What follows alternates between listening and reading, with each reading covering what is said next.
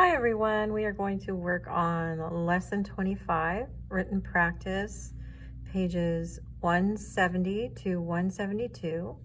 We'll do 1, 2, 3, 7, 8, 9, 10, 11, 27, and 28. Okay, so we will be starting with number 1 on page 170. Barkay had 75 stamps. Then he gave some stamps to Joey. Now he has 27 stamps. How many stamps did Barkay give away?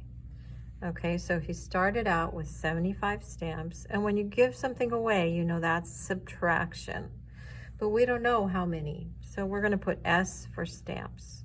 He gave some to Joey, and after he gave some to Joey, he still had 27 stamps. Okay, so in order to figure out how many stamps he gave to Joey, we're going to have to subtract 75 minus 27. So we have to borrow. So the 7 becomes a 6, 5 becomes a 15.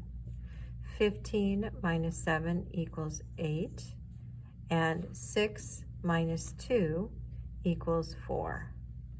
Okay, so that means S equals 48 stamps. So he gave 48 stamps to Joey. All right, number 2.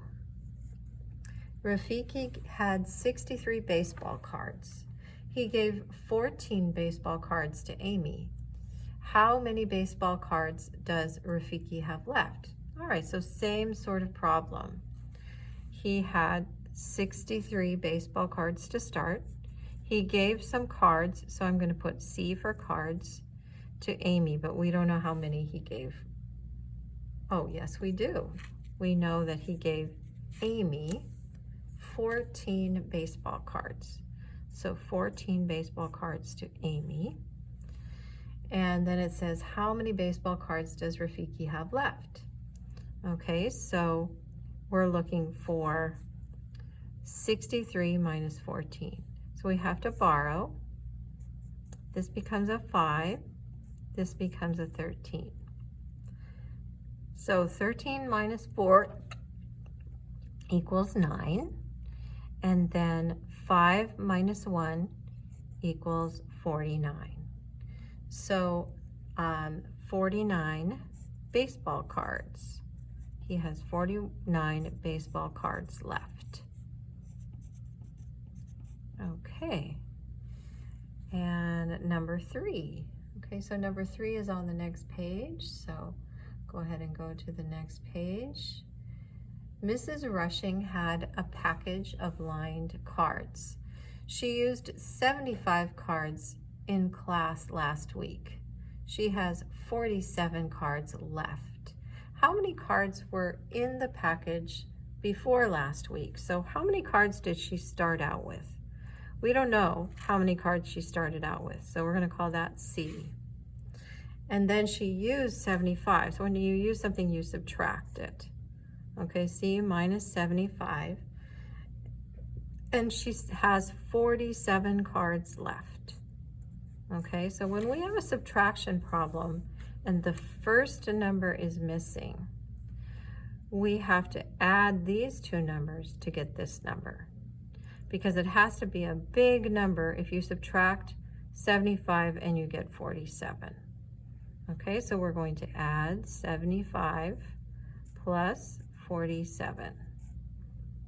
Okay, 5 plus 7 is 12. Carry the 1. 1 plus 7 is 8. Plus 4 is 12. So we have 122 cards. Okay, so C equals 122. All right, and then we're going to do numbers 7 through 11. So 7 has an A, a B, and a C. Okay, so we're rounding some numbers. Round 78 to the nearest 10. So we've got 78, and it has to be round to the nearest 10. So we look at the tens place and then we look at the number to the right. So we're trying to decide if 78 is closer to 70 or closer to 80. So we look at the number to the right, and 8 is greater than 5, so we round up. So that rounds up to 80.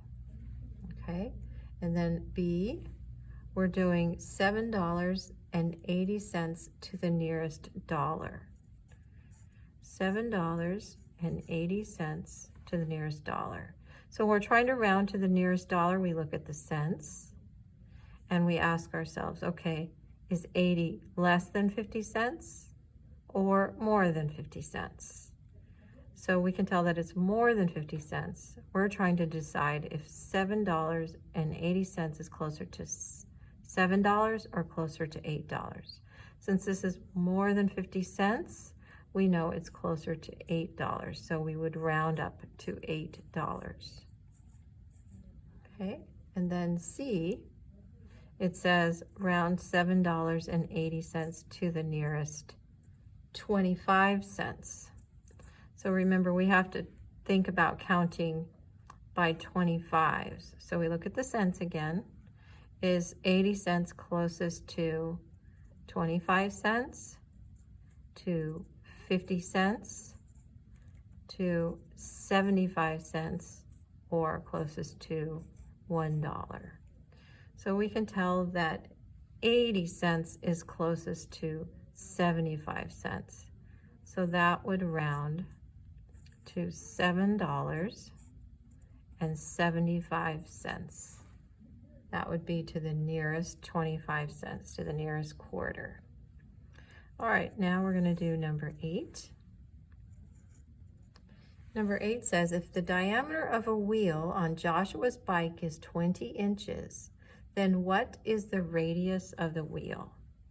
Okay, so if we have the wheel, the diameter, remember, is the measurement all the way across.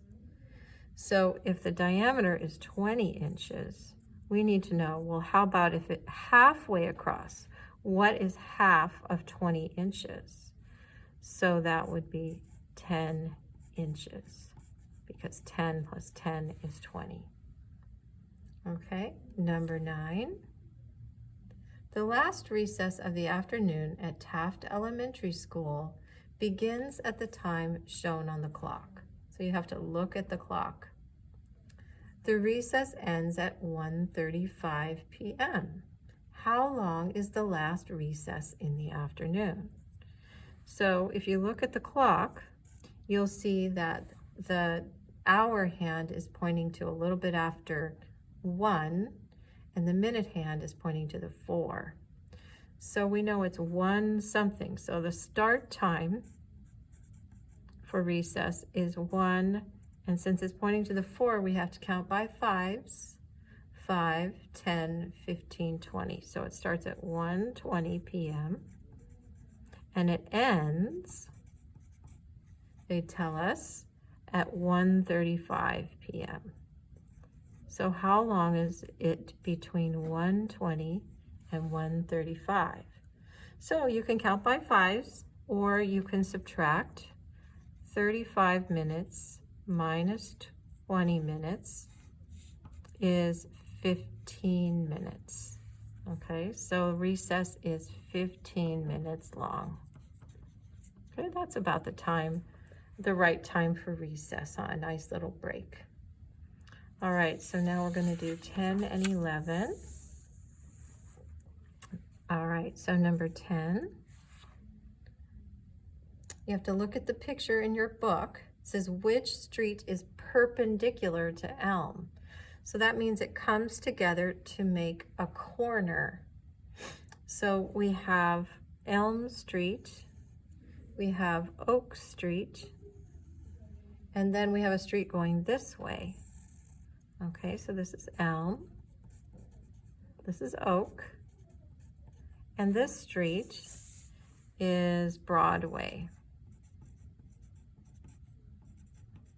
Okay, so perpendicular means it comes together to make a corner. It comes together to make a right angle.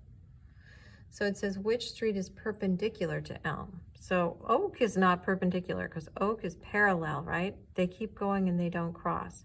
Broadway is the one that is perpendicular. Okay. Number 11. So we're looking at this rectangle divided into 12 squares. What fraction of this shape is shaded? So remember, if we're writing a fraction, we have to decide how many are shaded. So that's 1, 2, 3, 4, 5. So 5 are shaded, that will be our numerator. And then what are the total parts? And there are 12 total parts. So our fraction is 5/12. Okay, let's see, what do we need to do next? 27 and 28. Okay, number 27, so you'll have to go to the next page.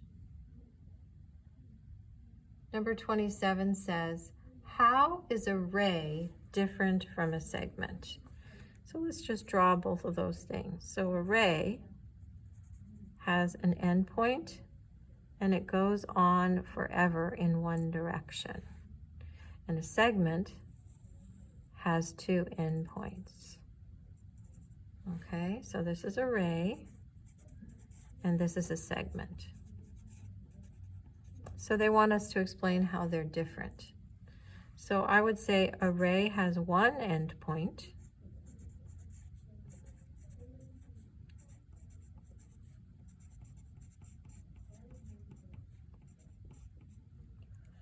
and a segment has 2 endpoints.